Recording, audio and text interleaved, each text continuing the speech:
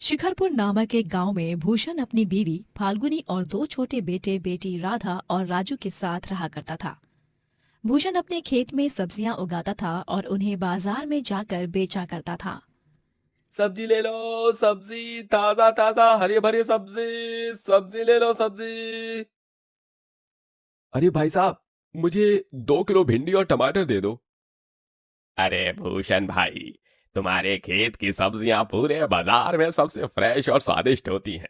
मुझे 3 किलो प्याज और 2 बड़ी जोड़ी मेथी देना, और साथ ही 20 रुपए का थोड़ा पुदीना भी डाल देना। जी, शुक्रिया। मैं अभी आपकी सब्जियां पैक कर देता हूँ। भूषण अपने खेत में सब्जियों को बहुत ही प्यार और स्नेह से उगाता। गर्मी का मौसम आ चुका था। तपती धूप में भूषण सब्जियां बेचता। उसकी बीवी उसे रोज जाते समय ठंडा ठंडा नींबू पानी बना कर देती। जल्दी करो फाल्गुनी, मुझे देरी हो रही है बाबा। ये लीजिए, वो पड़ोस वाली लतिका जी है ना, उनके यहाँ फ्रिज से बर्फ लेने गई थी। वो इतनी अमीर है, लेकिन उनमें रत्ती भर का घमंड नहीं है। उनके घर गई तभी ऐसे लगा जैसे रेगिस्तान से हिमाचल की पहाड़ियों में चली गई। क्योंकि उनके घर में तो हर तरफ एसी लगी हुई थी। काश हमारे पास भी एसी होता। दिन में सपने मत देखो।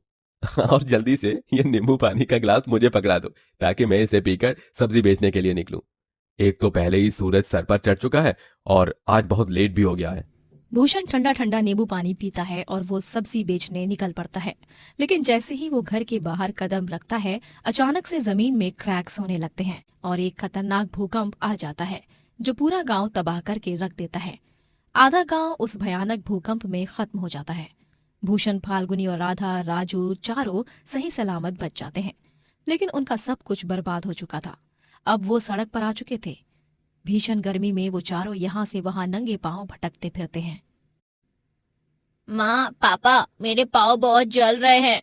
और मेरे भी माँ पापा। राधा बिटिया, तू मेरे पास आ। राजू बेटा आओ। भूषण राधा को अपनी गोदी में उठाकर चलता है और फाल्गुनी राजू को अपनी गोदी में उठाकर चलती है। दोनों मियाँ बीवी के पैरों पर मानो अंगारों जैसे चटके लगते हैं। उनके आंखों से आंसू निकलते हैं, लेकिन वो दोनों अपने बच्चों के लिए उफ तक नहीं करते। वो सभी एक नदी किनारे रुककर पानी पीते हैं और एक पेड़ की छांव में झोपड़ी बनाकर उसमें रहने लगते हैं। एक झटके में सब कुछ खत्म हो गया, मेरी खेती, मेरा घर, सब कुछ। अब हम कैसे जिएंगे इस जान लेने वाली भयंकर गर्मी में, हमारे बच्चे। जी, आप इस तरह हिम्मत हारेंगे तो कैसे चलेगा भला। हम दोनों अपने बच्चों के लिए मेहनत करेंगे, उन्हें किसी भी चीज की कमी नहीं होने देंगे। फाल्गुनी और भूषण दोनों ही एक अमीर आदमी के यहाँ नौकरों वाला काम ढूंढ लेते हैं और वहीं पर काम करने लगते हैं।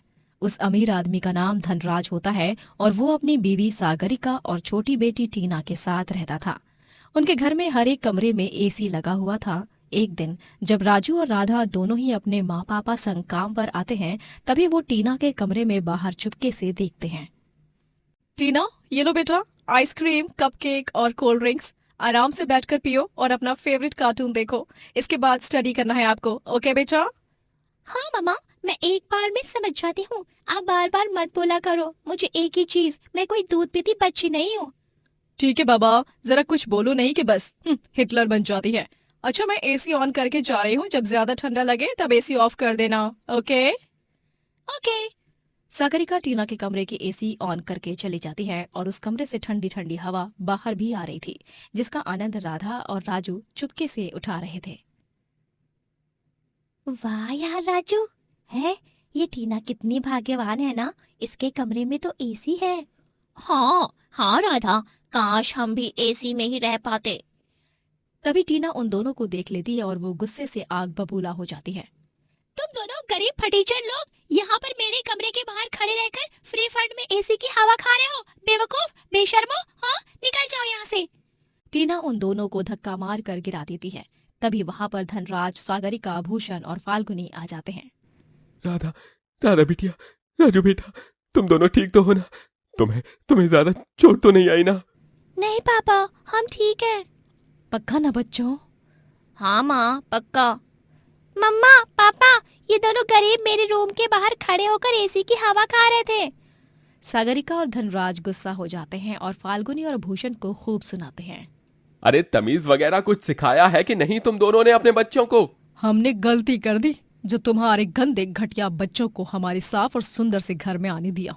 इनसे कहो कि अभी के अभी यहाँ से रफा दफा हो जाए, वरना मुझसे बुरा कोई नहीं होगा। लेकिन मालकिन, मैंने कहा ना, निकालो इस कचरे को मेरे शीश महल से बाहर, वरना मैं तुम दोनों को काम से हटा दूंगी और किसी और को रख लूंगी। समझ गए तुम दोनों? मजबूर और लाचार फाल्गुनी और भूषण राधा और राजू को झोपड़ी वापस जाने कहते हैं और वो दोनों भी बिना कुछ कहे चुपचाप चले भी जाते हैं। कुछ दिनों बाद थोड़े बहुत पैसे आने के बाद वो लोग एक छोटे से किराए के मकान में शिफ्ट हो जाते हैं। तभी माँ पापा, हम अब एक घर में रहने तो आ गए, लेकिन यहाँ पर तो सिर्फ एक पंखा ही है। क्या हम अपने घर में एक एसी लगा लें? हाँ माँ पापा, हमें भी टीना की तरह एसी के कमरे में रहना है और ठंडी ठंडी हवा खाते हुए सोना है। हाय, कितना सुंदर लगेगा फिर तो। मुझे माफ कर दो मेरे बच्चों, लेकिन मैं तुम्हारी ये मांग पूरी नहीं कर सकता, क्योंकि हम इतने पैसे नहीं कमाते जो हम एसी खरीद सकें। माफ करना बच्चों, माफ करना। रूठो मत, मेरे पास एक उपाय है जिससे एसी की जैसी हवा लगेगी, लेकिन ये वाली एसी थोड़ी देसी और अतरंगी है। फाल्गुनी गीले रजाइयों को खिड़कियों पर टांगती है जिससे घर ठंडा हो जाता है, लेकिन इसके बावजूद भी दोनों बच्चों का मुंह उतरा हुआ ही रहता है। फाल्गुनी और भूषण भी बहुत दुखी होते हैं। एक दिन भरी दोपहर में जब सागरिका बंगले के गार्डन एरिया में पौधों को पानी दे रही होती है, तभी दो गुंडे आकर उसे एक वैन में किडनैप करके चले जाते हैं। मालकिन! फाल्गुनी, चलो जल्दी, हम साइकिल पर सवार होकर उनका पीछा करेंगे। तुम साइकिल के पीछे बैठकर पुलिस को फोन लगाओ, तब तक जल्दी जल्दी। भूषण और फाल्गुनी दोनों साइकिल पर सवार होकर उन गुंडों की वैन का पीछा करते हैं और आखिरकार उन्हें रोक ही देते हैं। फाल्गुनी सागरिका को गुंडे से अलग करती है और भूषण उन गुंडों को खूब पीटता है। उतने में वहां पर पुलिस आ जाती है और उन दोनों बदमाश गुंडों को गिरफ्तार कर लेते हैं। बाद में जब धनराज और टीना को ये बात पता चलती है, तब उन्हें भी अपनी गलतियों पर शर्मिंदगी महसूस होती है। धन्यवाद भूषण, फाल्गुनी, मैंने तुम दोनों के साथ कभी अच्छा व्यवहार नहीं किया, लेकिन तुम दोनों ने फिर भी मेरी जान बचाई, अपनी जान जोखिम में डालकर। थैंक यू अंकल आंटी, मेरी मम्मी की जान बचाने के लिए। मेरी तरफ से आपको और राधा राजू को भी सॉरी। ये लो भूषण, मना मत करना। इन पैसों को हमारी तरफ से प्यार भरा नजराना समझना। हमें अपनी गलती का पश्चाताप हो चुका है। वो तीनों भूषण और फाल्गुनी से माफी मांगते हैं और भूषण और फाल्गुनी उन पैसों से अपने घर के लिए एसी खरीदते हैं और वो चारों एसी में रहकर बहुत खुश होते हैं। ये हमारे घर एसी आ गई, एसी आ गई। राधा और राजू तो खुशी के मारे झूमते नाचने लगते हैं। इस तरह वो लोग हंसी खुशी से एक साथ एक सुंदर सा जीवन बिताते हैं। शहर का सबसे बड़ा बिजनेसमैन राजनाथ चौधरी अपने परिवार संग एक बड़े बंगले में रहा करता था। उसकी फैमिली में भी बूढ़ी माँ उपासना, पिता प्रेमचंद, दादी मधुबाला, बीवी अवंतिका, छोटा बेटा निकुंज और छोटी बेटी जूही होते हैं। राजनाथ की जान अपने परिवार में बसती है। वो एक बड़ा बिजनेसमैन होने के बावजूद एक सुपर शेफ भी होता है। वो बहुत ही अच्छा खाना बनाता और उसे कुकिंग में बहुत इंटरेस्ट भी होता। ओवन की घंटी बज चुके हैं, इसका मतलब केक अच्छी तरह बेक हो चुकी है। राजनाथ बेकिंग ग्लव्स पहनता है और ओवन में से केक बाहर निकालता है और उसे पाइपिंग बैग और डेकोरेटिव आइटम से सजाता है। वो डाइनिंग रूम में सारा खाना परोसता है और अपनी दादी मधुबाला की आंखों पर पट्टी बांधकर उसे डाइनिंग रूम में ले आता है। अरे चीकू, तू मुझे कहाँ ले जा रहा है? जल्दी से मेरी आंखों की पट्टी उतार दे। And the surprise is here. Done done done. Madhubala पूरे डाइनिंग रूम की सजावट देख बहुत खुश हो जाती है। पूरा परिवार एक साथ मिलकर उसे उसके 70वें जन्मदिन पर बधाइयां देते हैं। हैप्पी बर्थडे दादी। हैप्पी बर्थडे माँ जी। दादी, मैंने ये सारे आपके मनपसंद पकवान बनाए हैं। आज आपका 70th बर्थडे है, इसलिए आपके फेवरेट डिशेस आपके लाडले चीकू की तरफ से। हाय मेरा चीकू, तो कितना अच्छा है। भगवान तुझे लंबी उम्र दे और खूब तरक्की भी। जुग जुग जियो मेरे लाल। शुक्रिया बेटा।